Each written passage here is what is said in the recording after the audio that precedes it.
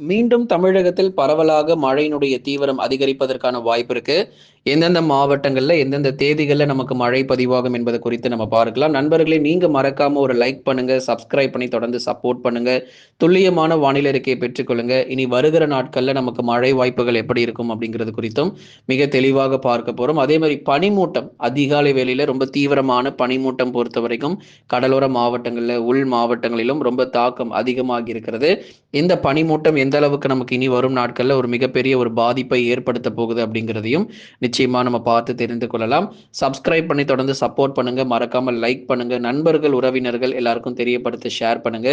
எந்தெந்த நாட்கள்ல நமக்கு மழை வாய்ப்புகள் இருக்கு என்பது குறித்தும் மிக தெளிவாக நம்ம பார்க்க போகிறோம். ஆகவே ஒவ்வொரு நாளுமே நமக்கு ஒரு பக்கம் பனிமூட்டம், பகல் நேரங்களில் வெயிலுடைய தாக்கம், இதே மாதிரியே வானிலை பொறுத்த வரைக்கும் தொடர்ந்து நமக்கு வந்து கொண்டே இருக்கு.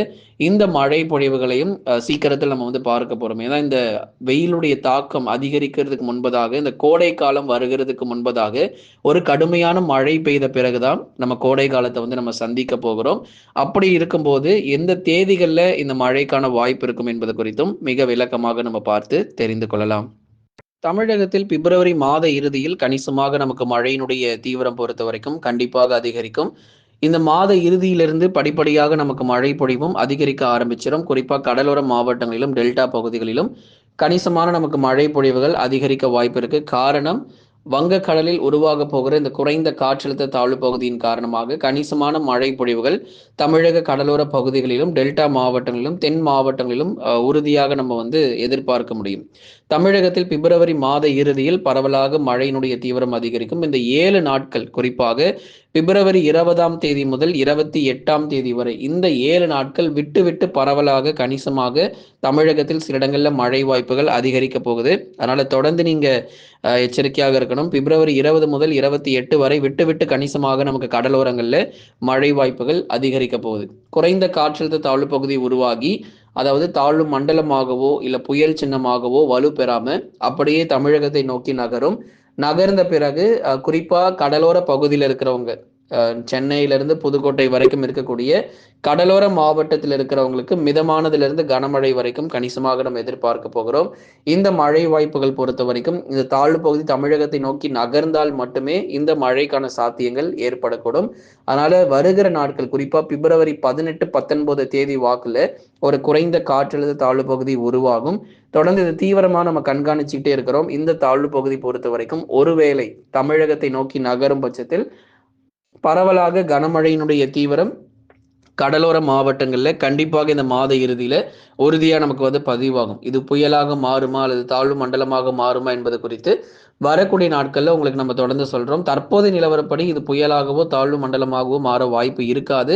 பெரும்பாலும் இது ஒரு தாழ்வு பகுதியாகவே கடலோர மாவட்டங்களை நோக்கி நகர்ந்து மேகக்கூட்டங்களை மட்டுமே உள்ளே அனுப்பி ஒரு பரவலாக லேசான மழை மற்றும் மிதமான மழையாக பிப்ரவரி 20ஆம் தேதி முதல் 28ஆம் தேதி வரை விட்டு விட்டு பரவலாக கனமழை பொறுத்த வரைக்கும் அதிகரிப்பதற்கான வாய்ப்புகள் இருக்கிறது. டெல்டா மற்றும் தென் மாவட்டங்கள்ல மழை வாய்ப்புகள் பொறுத்த வரைக்கும் இந்த மாத இறுதியில தான் கனமழை அப்படிங்கிறது எதிர்பார்க்க முடியும். மழையினுடைய தீவிரம் பொறுத்தவரை மாத இறுதியில் தான் எதிர்பார்க்க முடியும். அதற்கு முன்பதாகவே நீங்க கனமழை எதிர்பார்க்க முடியும்னா கண்டிப்பா முடியவே முடியாது. பகல் நேரங்கள்ல லேசான வெயிலும், அதே மாதிரி அதிகாலை நேரங்களில் பனிமூட்டமும் தொடர்ந்து காணப்படும். வெயிலுடைய தாக்கம் பிப்ரவரி 16ஆம் தேதிக்கு பிறகு உங்களுக்கு அதிகரிக்க ஆரம்பிச்சிடும். நிறைய மாவட்டங்கள், குறிப்பாக டெல்டாவிலும் சரி, தென் மாவட்டங்களிலும், அதே மாதிரி உள் மாவட்டங்களிலும், பல இடங்களிலும் மதுரை, திண்டுக்கல், விருதுநகர், சிவகங்கை போன்ற இடங்கள்லாம் நமக்கு பிப்ரவரி 15க்கு பிறகு கணிசமாக நமக்கு வெயிலுடைய தாக்கம் பொறுத்த வரைக்கும் அதிகரிக்க ஆரம்பிச்சிடும். மாலை இறுதியில அது குறிப்பாக நமக்கு இந்த மாதம் இறுதியில நமக்கு மழையினுடைய தீவிரம் பொறுத்த வரைக்கும் எதிர்பார்க்க முடியும். அப்போ அது வரைக்கும் எப்படிங்க இருக்கும்? பிப்ரவரி 20லேருந்து 28 வரைக்கும் கணிசமான நமக்கு மழை வாய்ப்புகள் தென் மாவட்டங்கள், டெல்டாவில் அதிகரிப்பதற்கான வாய்ப்பும் இருக்கு. ஆனா நீங்க 18, 19, 20 தேதி வரைக்குமே கூட பெரும்பாலும் மழை எதிர்பார்க்க முடியாது. பனிமூட்டம் மட்டுமே தொடர்ந்து காணப்படும். அதிகாலை வேளையில தொடர்ந்து பனிமூட்டம் மட்டுமே காணப்படும். மற்றபடி மிக தீவிரமான மழை பொழிவு அப்படிங்கிறது தமிழ்நாட்டில் கிடையாது. தற்போதைய நிலவரப்படி அடுத்து வரக்கூடிய 7 முதல் 10 நாட்களுக்கும் மழை வாய்ப்பு ரொம்ப குறைவு. அதனால தொடர்ந்து இனி வருகிற நாட்கள்ல நமக்கு கணிசமாக இந்த மாத இறுதியில டெல்டா மற்றும் தென் மாவட்டங்களினுடைய பல்வேறு பகுதிகளில் மிதமான மழையும் சில இடங்கள்ல கனமழையுமாக பதிவாகக்கூடும். கடுமையான பனிப்பொழிவு அதுதான் நம்ம தொடர்ந்து சொல்லிட்டு இருந்தோம். இந்த பனிமூட்டம் பொறுத்த வரைக்கும் உள் மாவட்டங்களில ரொம்ப தீவிரமாக வாய்ப்பு இருக்கு. வேலூர், குடியாத்தம், காட்பாடி மற்றும் அதன் சுற்றுவட்டார பகுதிகள், திருப்பத்தூர், வாணியம்பாடி, ஜோலார்பேட்டை, ஆம்பூர், அதே மாதிரி திருவண்ணாமலை மாவட்டம், செங்கம், போலூர், சேத்பட்டு, ஆரணி மற்றும் அதன் சுற்றுவட்டார பகுதிகள், அதே மாதிரி சேலம் மாவட்டங்கள், இளம்பிள்ளை, தம்மம்பட்டி உள்ளிட்ட பல்வேறு பகுதிகளிலும் தொடர்ந்து அதிகாலை நேர பனிமூட்டம் பொறுத்த வரைக்கும் எதிர்பார்க்க முடியும். அதே சமயங்கள்ல குறிப்பாக நமக்கு இந்த மாத இறுதியில உள் மாவட்டங்கள்ல வானம் ஓரளவு மேகமூட்டமும் லேசான மழை பொழிவுகள் எதிர்பார்க்கலாம். மற்றபடி வந்து கனமழை, மிக கனமழை, அதி கனமழை எல்லாமே தென்மேற்கு பருவமழை எப்போ தொடங்குதோ அப்போதான் உள் மாவட்டங்களிலும் கடுமையான மழை பொழிவுகளும் சற்று தீவிரமடைய வாய்ப்பு இருக்கு. அதனால வெயிலின் தாக்கம் மார்ச், ஏப்ரல் இந்த 2 மாதமும் உள் மாவட்டங்கள்ல ரொம்ப கடுமையா இருக்க போகுது. மே மாதங்கள் கூட அவ்வப்போது வெப்பசலன இடி மழை வரும். பகல்ல வெயில் ரொம்ப தீவிரமா இருந்தாலும் மாலையில மழை பொழிவு அப்படிங்கிறது நம்ம எதிர்பார்த்துடலாம்.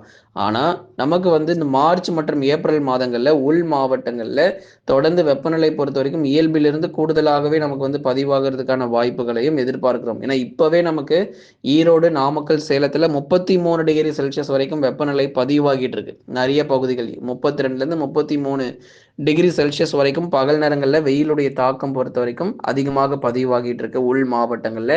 அதே சமயத்துல கடுமையான பனிப்பொழிவும் இருக்கு. அதே சமயங்கள்ல நீங்க பனிப்பொழிவு எடுத்து பார்த்தீங்கன்னா அதிகாலை நேரத்துல 15 டிகிரி செல்சியஸ் முதல் 17 degree Celsius 15 to 17 degree Celsius ஆக நமக்கு வந்து அதிகாலை வேளையில நமக்கு வந்து உள் மாவட்டங்கள்ல பதிவாகிட்டு இருக்கிறத நம்ம பார்க்கிறோம். அதனால ஒரு பக்கம் பனிப்பொழிவு, இன்னொரு பக்கம் வெயிலின் தாக்கம் கணிசமாக பகல்ல உயர்ந்து காணப்படுது. அதிகாலை நேர பனிப்பொழிவு எப்போது முடிவுக்கு வரும் அப்படின்னா பிப்ரவரி 20க்கு மேல கொஞ்சம் கொஞ்சமா முடிவுக்கு வர ஆரம்பிச்சிடும். அது வரைக்கும் உள் மாவட்டங்களில் பனிப்பொழிவு, மிதமான பனிமூட்டம் அதிகாலை வெள்ள தொடர்ந்து காணப்படுவதற்கான வாய்ப்புகள் இருக்கு. இன்னும் ஒரு வாரம், இன்னும் ஒரு 7 முதல் 10 நாட்கள் தான். அதுக்கப்புறம்லாம் இந்த அளவுக்கு பனிமூட்டம் ரொம்ப தீவிரமாக இருக்காது. வெப்பநிலை பொறுத்த வரைக்கும் அதிகாலை நேரத்திலையும் உயர ஆரம்பிச்சிடும். மேற்கு தொடர்ச்சி மலையொட்டிய மாவட்டங்கள் பெரும்பாலும் அதிகாலை பனிப்பொழிவும் பகலில் லேசான வெயிலும் காணப்படும். மற்றபடி ரொம்ப தீவிரமான கனமழை அப்படிங்கிறதுலாம் கிடையாது. ரொம்ப அதிதீவிர மழை பொழிவு, மிக தீவிரமான கனமழை அப்படிங்கிறதுலாம் இல்லை. ஓரளவு நமக்கு வந்து பனிமூட்டமாக இருக்கும். பகல்ல வெயில் காணப்படும். தென்மேற்கு பருவமழை மே மாதத்தில் தொடங்கிய பிறகு கேரளா மற்றும் கர்நாடகாவில் மழை தீவிரமாகும் போது தமிழக, கேரள எல்லையோர பகுதிகள் மற்றும் தமிழக, கர்நாடக எல்லையோர பகுதிகளில் முதற்கட்டமாக நமக்கு மழை தீவிரமாக ஆரம்பிக்கும். மே, ஜூன், ஜூலைல. அதற்கு பிறகு படிப்படியாக உள் பகுதிகளிலும் தென் மாவட்டத்தில் இருக்கக்கூடிய பல்வேறு இடங்களிலும் பலத்த மழை பொழிவுகள் நிச்சயம் வெளுத்து வாங்கும். அதனால இந்த வருஷம் தென்மேற்கு பருவமழை தமிழகத்திற்கு சராசரியாக பெய்ய வேண்டிய இயல்பான மழை மட்டுமே பதிவாகும். கூடுதல் மழையோ இல்ல ரொம்ப தீவிரமான அப்படிங்கிறதெல்லாம் எதுவும் இல்லை. இந்த வருஷம் தென்மேற்கு பருவமழை தமிழகத்திற்கு இயல்பாக இருக்கும் என்றே எதிர்பார்ப்பு இருக்கு. தென்மேற்கு பருவமழை தொடங்கக்கூடிய நாட்களையும் சொல்லியிருக்கிறோம். மழையினுடைய அளவையும் நம்ம சொல்லியிருக்கிறோம்.